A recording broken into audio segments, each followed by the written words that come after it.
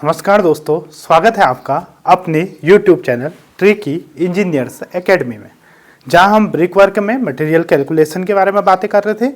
उसी से आगे बढ़ाते हुए हमारा जो आज का टॉपिक है वो ये है कि हमने पिछली वीडियो में जान लिया था कि अगर 1 मीटर क्यूब आपका टोटल 1 मीटर क्यूब अगर वॉल्यूम है तो उसमें आपकी 500 ईंटें लगती हैं और 0.33 मीटर क्यूब 0.33 मीटर क्यूब लगता है मोर्टार। किस अवस्था में? ड्राई अवस्था में। ड्राई क्यों? क्योंकि जब हम सीमेंट लाते हैं तो वो ड्राई मिलता है। बैग में जो कट्टा कहते हैं ना, जिसे हम बोलते हैं 1 कट्टा सीमेंट लाए हैं, तो हम उसको सिविल इंजीनियरिंग की भाषा में थोड़ा सा बोलते हैं कि बैग लाए हैं। अगर आपसे आप कोई कहेगा कि यहाँ कितने बैग सीमेंट कितना है, तो आप कहेंगे 2 कट्टे नहीं कहेंगे, आप कहेंगे 2 बैग पड़े हैं। ठीक हो गया। बैग और कट्टा वैसे एक ही बात है।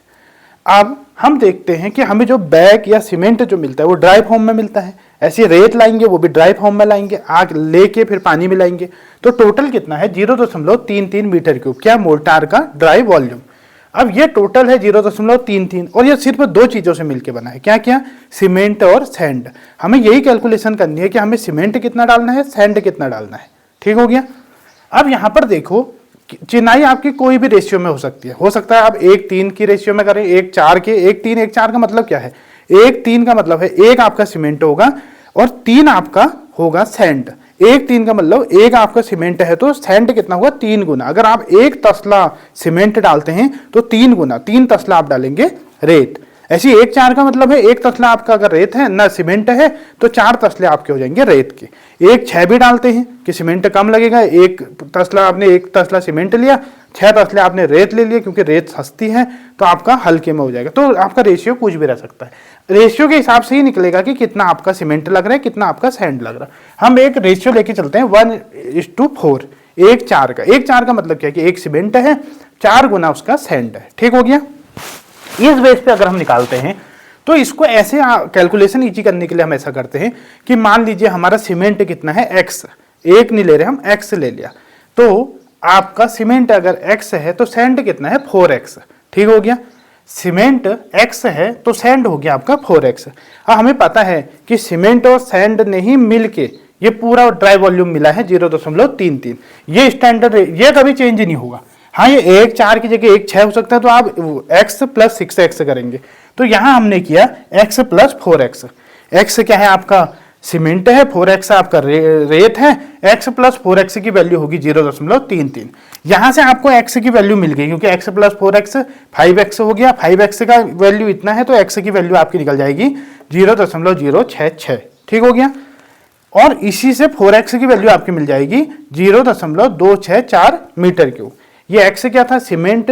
4x क्या है? सैंड। तो आपको मिल गया कि आपको इतना चाहिए, आपको सीमेंट, इतना चाहिए आपको रेता, मिलके हो जाएगा 0.33। ठीक हो गया।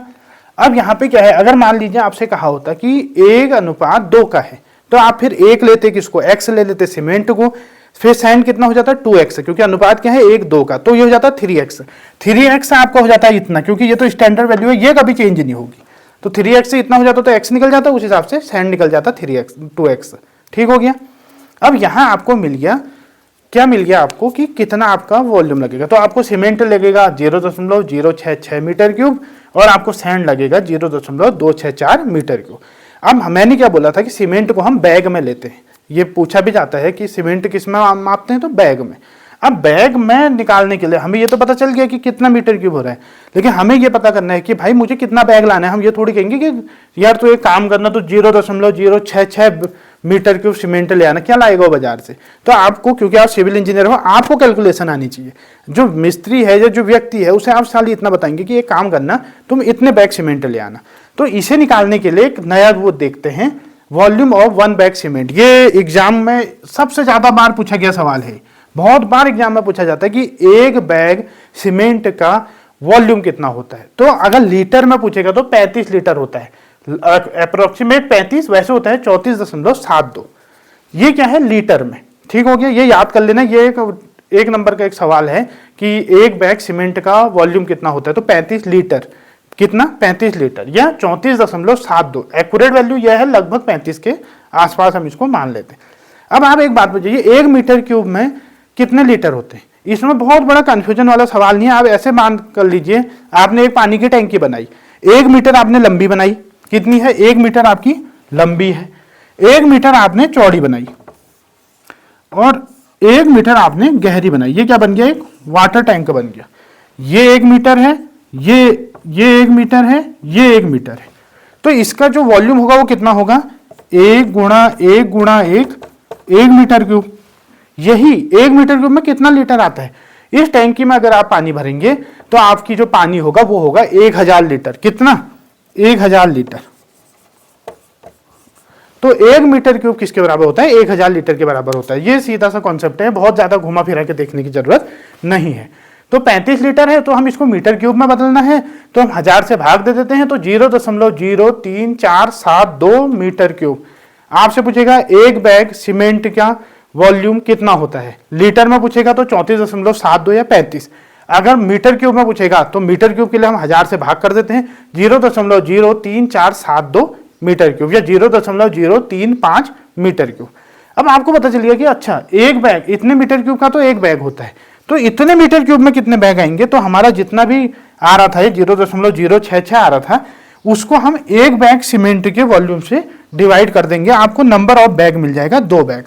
तो आपका कितना बैग लगेगा, 2 बैग सीमेंट। अब ये कैलकुलेशन आपको पता हो गई। लेकिन कभी अगर सवाल आपसे कोई पूछ दे, ऐसे आपके एग्जामिनर ने पूछ लिया, इंटरव्यूअर ने पूछ लिया आपसे, उसने कहा कि अच्छा एक बात बताओ, 1 मीटर क्यूब की ब्रिक वर्क है, ईंटें कितनी लगती हैं, तो चाहे कभी भी पूछेगा तो 500 ईंटें लगेंगी, ठीक है, स्टैंडर्ड साइज की ईंट के हिसाब से।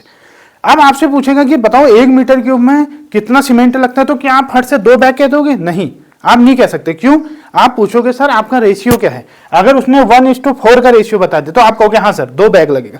उसने रेशियो बदल दिया, उसने कहा 1:10 के रेशियो में बना दो, मेरे पे नहीं है रुपया, मेरे पे सीमेंट कम है भाई, 1:10 के रेशियो में बना दे, तो आप फिर x की कैलकुलेशन करेंगे, फिर उसको 10x की कैलकुलेशन करेंगे, उस हिसाब से निकालेंगे तो दूसरा चीज आएगा। लेकिन स्टैंडर्ड जो चीजें हैं वो क्या है, 500 ईंट वाला स्टैंडर्ड है। अगर आपसे पूछेगा कि यार एक बात बताओ, 1 मीटर क्यूब का ब्रिक वर्क है, मेरा ड्राई वॉल्यूम कितना लग जाएगा, तो आप कहेंगे सर आपका ड्राई वॉल्यूम लगेगा 0.33 मीटर क्यूब, किसका, मोर्टार का। ये चेंज नहीं होगा, चाहे आप कोई भी रेशियो में सीमेंट ले लो, सैंड ले लो, लेकिन सीमेंट और सैंड की जो एग्जैक्ट वैल्यू आएंगे वो रेशियो पे डिपेंड करेंगे इस ढंग से। और अगर आपसे पूछेंगे कि एक बैग सीमेंट का वॉल्यूम कितना है, तो 34.72 लीटर या 35 लीटर, ये चेंज नहीं होगा। मीटर क्यूब में इसको चेंज करके वो चेंज नहीं होगा। बस ये x और 4x ये रेशियो के हिसाब से आपका पूरा कैलकुलेशन हो जाएगी।